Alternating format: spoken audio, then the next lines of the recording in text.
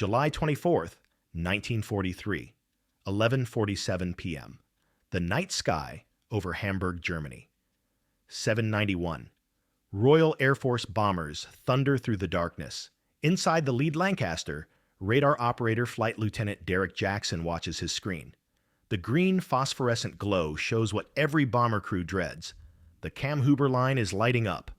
15 radar-equipped flak boxes. Hundreds of 80B mm guns. German night fighters scrambling from 6 airfields. Jackson knows the statistics by heart. On the last Hamburg raid, 6% losses. Before that, the Nuremberg mission, 96 aircraft shot down in a single night. The mathematical reality is inescapable. At current loss rates, the average bomber crew has an 11-mission life expectancy. A 25-mission tour, statistically impossible. But tonight, something is different. Pathfinders are dropping window, the pilot announces. Jackson watches his intercom panel, waiting for the inevitable. The moment German flak predictors lock onto his aircraft's radar signature. The moment never comes. In the nose turret, the bomb aimer peers through the darkness. Below him, Hamburg's defenses are firing blind. Searchlights sweep random patterns. Flak bursts scatter across empty sky. It's as if 791 four-engine bombers have simply vanished. By 1 a.m., the impossible has happened. Hamburg is ablaze, and of 791 aircraft dispatched, only 12 are lost, a 1.5% casualty rate. German night fighter ace Heinz Wolfgang Schnaufer will later write, "Our radar screens showed not 800 bombers, but 8,000 returns. We were shooting at ghosts." The weapon that saved 450 bombers that night wasn't a new airplane, wasn't a better gun. It was strips of aluminum foil, cut to precise lengths, bundled into 1-pound packets. The British called it window. The Americans would later call it chaff, and it represented the most devastating radar countermeasure in aviation history. But here's what those bomber crews didn't know as they flew home through the dawn. Window had been sitting in a warehouse for 18 months, ready, tested, proven. And the person who invented it, the scientist whose crude prototype would change warfare forever, wasn't a decorated physicist with a Cambridge doctorate. She was a woman working in a field that wouldn't even grant her a degree. This is the story of Joan Curran and the bureaucratic nightmare that nearly cost the Allies the war. March 1942. Telecommunications, research establishment, Malvern, England. The numbers tell a story of slaughter. During the previous year's bombing campaign, RAF Bomber Command has lost 1,400 aircraft to German radar-directed flak and night fighters. The Würzburg radar can track bombers from 40 miles away, feeding targeting data to flak batteries with lethal precision. The Freya early warning radar gives German defenses 20 minutes notice before British bombers even cross the coast. The consensus among Allied leadership is unanimous. Daylight bombing over Germany is suicide. Night operations provide the only chance of survival, and even then, bomber crews face a 46% casualty rate. Robert Watson Watt, the man who developed British radar, presents the problem to a closed-door meeting at the Air Ministry. "Gentlemen, we have created a defensive weapon so effective that it is now killing us.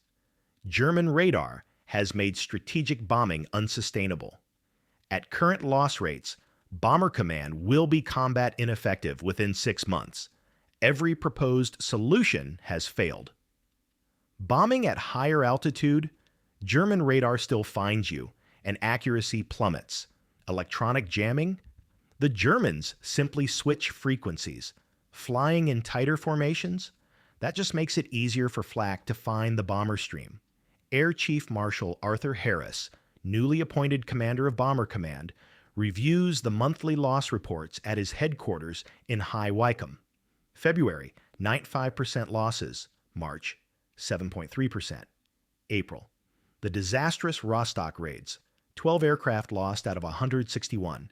The failed solutions pile up like wreckage. Pathfinder forces with better navigation. Germans shoot them down first. H-2S ground mapping radar adds weight, reduces bomb load, doesn't solve the flak problem. Diversionary raids. The Germans learn to ignore them. Behind closed doors, senior RAF officers discuss the unthinkable, suspending the bombing campaign entirely. The Americans are arriving with their B-17 flying fortresses, convinced that daylight precision bombing will succeed where night operations have failed. The British know better. On October 14, 1943, the U.S. 8th Air Force will learn this lesson the hard way at Schweinfurt. 60 B-17s shot down in a single day, a 20% loss rate. The stakes couldn't be higher. Without a functioning bomber offensive, there's no way to disrupt German war production. No way to draw Luftwaffe fighters away from the Eastern Front. No way to prepare for the eventual invasion of Europe. Britain is an island fortress with a bomber force bleeding to death. Then in April 1942, a scientist at TRE submits a technical memo. The title, Radio Countermeasures Through Resonant Reflection. The Air Ministry files it away. The author has no doctorate, no publications in major physics journals, no connections to the Cambridge Old Boys network that dominates British science. The author is Joan Curran, and she's about to become the most dangerous person in Britain because her idea works too well. The concept is devastatingly simple. Radar works by bouncing radio waves off objects. An aircraft's metal skin reflects these waves back to the receiver, creating a signature on the screen. But what if you could create thousands of false signatures? Curran's proposal: thin metal strips cut to exactly half the wavelength of German radar frequencies. Each strip would resonate with incoming radar waves, creating a return signal as strong as a bomber. Drop enough strips, and you'd create a cloud of false targets so dense that real aircraft would disappear into the noise. In a basement workshop at TRE, using aluminum foil from a local stationer, Joan Curran builds the prototype that will change warfare. But the fight to use it will take longer than the fight to invent it. Joan Elizabeth Struthers arrived at Newnham College, Cambridge in 1934 on a full scholarship. She studied physics, rode crew in her spare time, graduated with honors in 1938, and received nothing. Cambridge University didn't grant degrees to women. Struthers had done the work, passed the examinations, earned first-class marks, but she would leave with only a certificate of attendance, no Bachelor of Science, no recognition from the institution she'd spent 4 years serving. In 1940, now married to physicist Samuel Curran, Joan transferred to TRE. The Telecommunications Research Establishment was Britain's radar nerve center, a hastily assembled collection of Nice huts on the Dorset coast, where Britain's best scientific minds worked 14-hour days trying to win the electronics war. Joan Curran was assigned to R.V. Jones's countermeasures section. Her job: find a way to blind German radar. She was the only woman on the team. She had no doctorate. And she was about to solve a problem that had stumped Britain's most distinguished physicists. The insight came during a routine test in January 1942. Curran was measuring radar reflection coefficients using different materials: metal sheets, wire mesh, various alloys.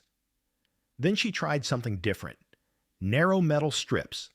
The results made no sense. A strip of aluminum foil, weighing almost nothing, created a radar return as large as a Lancaster bomber. She ran the test again. Same result. The physics were elegant. When a metal strip's length equals half the wavelength of incoming radar, it enters resonance, absorbing the wave's energy, then re-radiating it. The re-radiated signal is orders of magnitude stronger than simple reflection. German Flak radar operated at 53 centimeters wavelength, which meant strips 26.5 centimeters long would create maximum resonance. German Würzburg radar used 53-centimeter waves. British bombers typically carried 7-ton bomb loads. If you replaced 1 ton of bombs with metal strips, roughly 40,000 strips per aircraft, you could create 40,000 false radar returns. A single bomber stream, properly equipped, could generate millions of false targets. Curran worked through the engineering details in her cramped workshop. The strips needed to be light enough to stay airborne for several minutes, creating a persistent cloud. They needed to be cheap enough to manufacture by the millions, and they needed to work across a range of altitudes and temperatures. Her solution, aluminum foil bonded to paper, cut into strips 26.5 centimeters by 1.5 centimeter, bundled into 1-pound packets. Each bomber would carry 50 packets. Crews would throw 1 packet out the flare chute every minute. The cost? 2 shillings per bomber per mission. The potential impact? Hundreds of lives saved. In April 1942, Curran submitted her technical proposal to the Air Ministry. She called it window, the British term for the opening through which you toss out chaff. Field tests began immediately. On a rainy morning in May, a Wellington bomber flew low over the Dorset coast, dropping Curran's window packets. Ground-based radar operators watched their screens bloom with false returns. The effect was, in R.V. Jones's words, almost unbelievably effective. And that's when the nightmare began. June 1942. The Air Ministry, London. Air Vice Marshal Henry Tizard reviews Curran's test results. The data is undeniable. Window reduces bomber visibility to German radar by 93%. In controlled trials, radar operators can't distinguish real aircraft from false returns. The system works at all altitudes, in all weather conditions. Tizard writes his recommendation: immediate operational deployment, potential to reduce bomber losses by 70% or more. The recommendation reaches the desk of Robert Watson Watt, the father of British radar. He reads it, and he writes across the top in red ink, absolutely forbidden. His logic is mathematically sound. Britain's entire coastal defense system relies on radar, the chain-home stations that won the Battle of Britain, the ground-controlled interception systems that direct night fighters. If window works this well against German radar, it will work equally well against British radar. You're proposing, Watson Watt tells a closed-door meeting, that we hand the Luftwaffe the precise tool they need to make our radar defenses worthless. The moment we drop the first window packet over Germany, they'll analyze it, copy it, and use it against us within weeks. This technology is too dangerous to exist. The Admiralty agrees. The Royal Navy's radar-guided anti-aircraft guns protect every port and convoy route. Window would make them blind. Fighter Command agrees. Their night fighters rely on airborne radar to find German bombers in the dark. Window would make their equipment useless. Even Bomber Command wavers. Harris wants the technology, but he understands the risk. If Window gives the Germans 3 weeks of undetected bombing over London, we'll lose more civilians than we'll save aircrews. The decision goes to Churchill. In July 1942, the Prime Minister rules, Window is banned from operational use. The technology will remain classified at the highest level. Production is forbidden. The stockpile that's already been manufactured, 90 tons of foil strips, will be stored in a secure warehouse. Joan Curran sits in her TRE office reading the telegram. Her invention, proven beyond doubt, has been buried by bureaucratic fear. But she doesn't stop working. Through the autumn of 1942, as bomber losses mount, Curran refines Window in secret. She tests different aluminum alloys to improve durability. She develops deployment mechanisms, simple cardboard tubes that burst open when thrown from aircraft. She calculates optimal dispersal patterns for different bomber formations, and every month she sends reports to R.V. Jones, who forwards them to the Air Ministry. Every month, the reports are filed away. September 1942. Bomber Command loses 118 aircraft. October, 142 aircraft lost. November, 165 aircraft lost.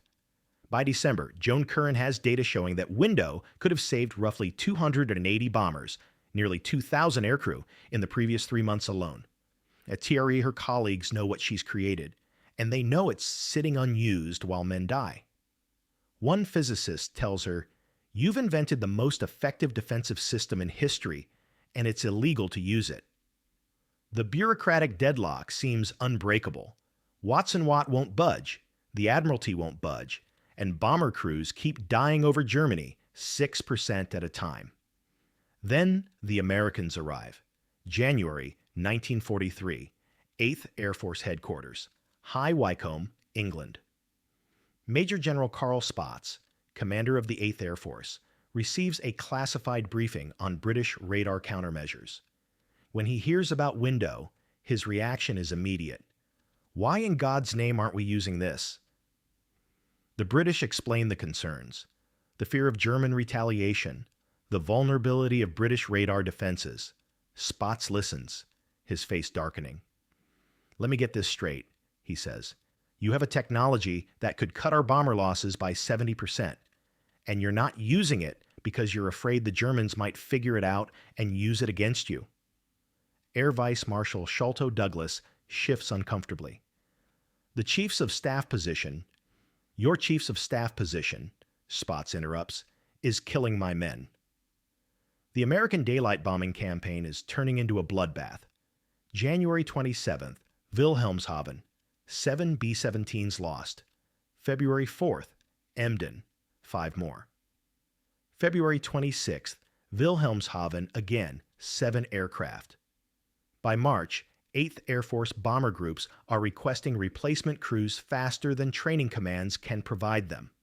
Spaatz goes over British heads. He cables General Henry Hap Arnold, commanding general of U.S. Army Air Forces, explaining the Window situation. Arnold's response is characteristically blunt. "If the British won't use their own technology, we will, alone if necessary." This changes everything. If the Americans deploy Window unilaterally, British objections become irrelevant. The Germans will capture the technology either way. In April 1943, the Chiefs of Staff convene an emergency meeting.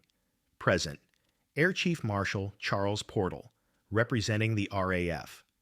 First Sea Lord Admiral Dudley Pound for the Royal Navy, Robert Watson Watt, and Joan Curran, invited to present her technical data. Curran enters the wood-paneled conference room carrying 2 years of research. She's never addressed this level of military leadership before. She has no doctorate to lend her credibility, no publications to cite, just data. She begins with the numbers. Current bomber loss rates, 4.1% per mission. Statistical life expectancy of a bomber crew, 11 missions. Window deployment would reduce losses to approximately 1.5%, a mathematical certainty based on 32 controlled tests. Watson Watt interrupts. "Mrs. Curran, you're asking us to compromise our entire radar defense system. What's your assessment of German countermeasure development time?" 6 weeks, Curran replies. "Perhaps 8. They'll need to analyze the strips, determine the resonance principle, establish manufacturing facilities, and develop deployment doctrine. And what's your assessment of how long we have before Bomber Command becomes combat ineffective at current loss rates?" The room goes silent. Curran opens a statistical analysis she's prepared. At 4.1% losses, Bomber Command will lose 2,140 aircraft in 1943. That's the entire operational strength of the command, twice over. Replacement training can't keep pace. By October, we won't have enough experienced crews to mount effective operations. Admiral Pound leans forward. "And if the Germans use Window against our convoys?" "Then we develop countermeasures," Curran says. "We've already begun work on frequency diversity, pulse compression techniques, and moving target indicators. The Germans will face the same development timeline we will, but will have the advantage of knowing Windows' capabilities before they do. Watson Watt stands, his voice rising. You're proposing we hand over the key to our entire defense infrastructure. I'm proposing, Curran interrupts, that we stop letting perfect be the enemy of good. Window isn't perfect. It's not permanent. But it will save lives now, and we'll have time to develop countermeasures before the Germans do. The room erupts. Watson Watt insists the risk is unacceptable. Portal argues that bomber losses are unsustainable. Pound demands reassurance that British ships won't be left defenseless. Curran stands at the presentation table, her 2 years of work reduced to a shouting match. Finally, Air Chief Marshal Arthur Harris speaks. He's been silent throughout the meeting, reviewing Curran's data. Mrs. Curran, he says quietly, and the room falls silent. If we deploy Window over Hamburg, what's your predicted casualty rate? Under 2%, Curran answers. Harris closes the folder. 2% instead of 6%. That's 60 bombers saved in a single night. 400 airmen who go home to their families. He looks at Watson Watt. We're losing the war of attrition. This gives us a chance to win it. On July the 15th, 1943, Churchill signs the authorization. Window is approved for operational use, effective immediately. Before we continue with what happened over Hamburg, I want to tell you about today's sponsor. July 24th, 1943, 10:37 p.m., RAF Marham, Norfolk. Flight Lieutenant William Reed climbs into Lancaster ND-594 for his 7th mission. The briefing was different tonight. Instead of the usual bomb load, 14,000 pounds of high explosive and incendiaries, his aircraft carries 13,000 pounds of bombs and 50 packets of something called Window. The instructions are precise. 1 packet every minute, thrown out the flare chute over the target. Each packet contains 2,200 aluminum strips, 26.5 centimeters long. Reed's bomb aimer, Sergeant James Marshall, examines one of the packets skeptically. We're replacing 1,000-pound bombs with bundles of tin foil. Apparently, Reed says, this tin foil is going to keep the flak off us. At 11:22 p.m., the bomber stream crosses the Dutch coast. German radar operators at Stade watch their screens. A massive formation, at least 700 aircraft, heading southeast. The plot room at Luftwaffe Fighter Division II headquarters scrambles 42 night fighters. Every available Würzburg flak director swings toward the incoming bombers. Then, at 11:51 p.m., something impossible happens. On radar screens across northern Germany, 700 bomber returns suddenly become 70,000. The coherent formation dissolves into a cloud of targets so dense that individual aircraft are indistinguishable. Flak directors lose lock. Night fighter controllers can't vector their pilots toward specific targets. Luftwaffe controller Hayo Hermann will later describe the moment. Our screens went mad. Every aircraft appeared to multiply tenfold, then 100-fold. We were trying to guide fighters toward specific bombers and kept vectoring them toward empty air. Over Hamburg, William Reed throws his first Window packet at 12:03 a.m. The bundle bursts open in the slipstream, and 2,200 aluminum strips fan out behind the Lancaster like a glittering cloud. Every aircraft in the bomber stream is doing the same, dropping 1 packet per minute. The effect on German defenses is catastrophic. Flak Battery Commander Hauptmann Friedrich Lang watches his Würzburg director fail completely. We couldn't maintain lock on any target for more than 3 seconds. We were firing barrage patterns into empty sky, hoping to hit something by sheer volume. I'd never felt so helpless. German night fighter pilot Helmut Lent describes attempting to intercept bombers using airborne radar. My Fuji 202 showed solid returns in every direction. When I closed on what appeared to be a bomber, it would be nothing, just clouds of metal strips floating in the air. By the time I found a real aircraft, it had dropped its bombs and was heading home. The statistics tell the story. On previous Hamburg raids, German night fighters averaged 3.2 bomber kills per sortie. Tonight, 42 night fighters manage 12 kills total, 0.28 kills per sortie. Flak effectiveness drops even more dramatically. Pre-window, radar-directed flak accounted for 60% of bomber losses. Tonight, flak batteries fire 9,500 shells and score 12 confirmed hits, a success rate of 0.1%. Of 791 aircraft dispatched, 12 are lost, a 1.5% casualty rate, exactly what Joan Curran predicted. In the following week, Bomber Command returns to Hamburg 4 more times. July 25th, 26, 17 aircraft lost of 739. July 27th, 28, 17 of 787. July 29th at 30, 28 of 777.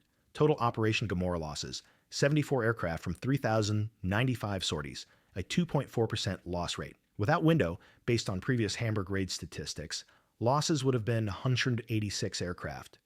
Window saves 112 bombers and roughly 780 aircrew lives in 1 week. The Germans react with frantic urgency. Within 48 hours of the first window drop, Luftwaffe intelligence has recovered specimens and begun analysis. Within a week, they've identified the resonance principle. Within 3 weeks, they've begun manufacturing their own version, which they call Duple. But the German countermeasure program faces the same challenges Britain feared, and Joan Curran predicted. Modifying radar sets to discriminate between chaff and real targets requires new electronics, new training, and new tactics. The process takes months, not weeks. Meanwhile, American forces adopt window for their daylight bombing campaign. The 8th Air Force designates it as chaff and begins dropping it over Germany in October 1943. By 1944, both Allied and Axis forces use radar chaff routinely. The technology has become universal, which means both sides must develop countermeasures. The electronic warfare race that Joan Curran initiated continues throughout the war. Improved radar discrimination, frequency hopping transmitters, better signal processing. But in the crucial period of mid-1943 to early 1944, window gives the Allies an insurmountable advantage. RAF Bomber Command's loss rate drops from 4.1% in early 1943 to 2.2% in late 1943, a 46% reduction directly attributable to window deployment. The numbers translate to lives. From July 1943 to December 1944, window prevents an estimated 1,400 bomber losses.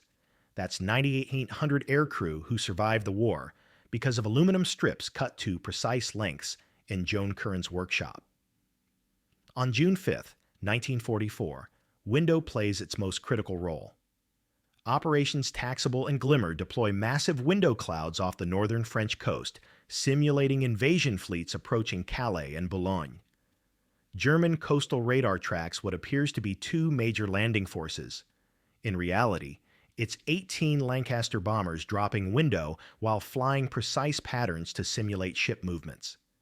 The deception draws German reserves north, away from the actual landing beaches at Normandy.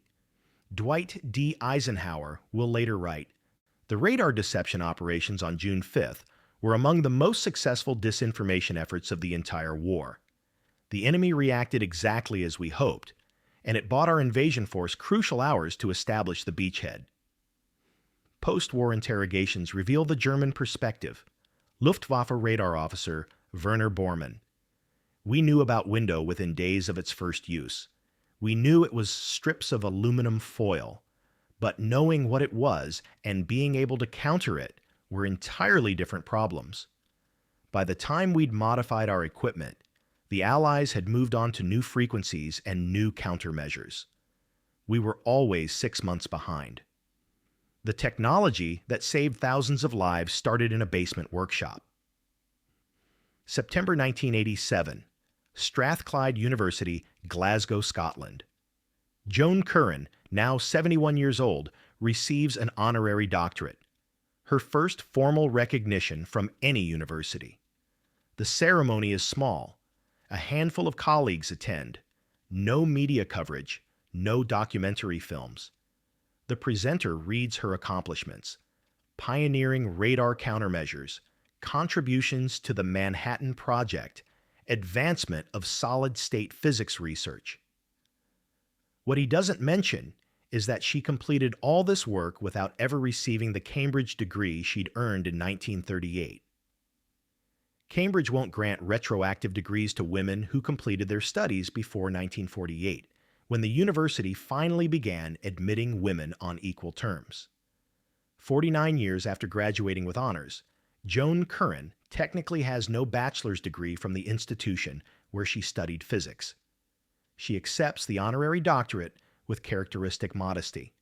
In her brief acceptance speech, she mentions that radar countermeasures were a collaborative effort and credits R.V. Jones, her team at TRE, and the bomber crews who showed tremendous courage testing unproven technology under combat conditions.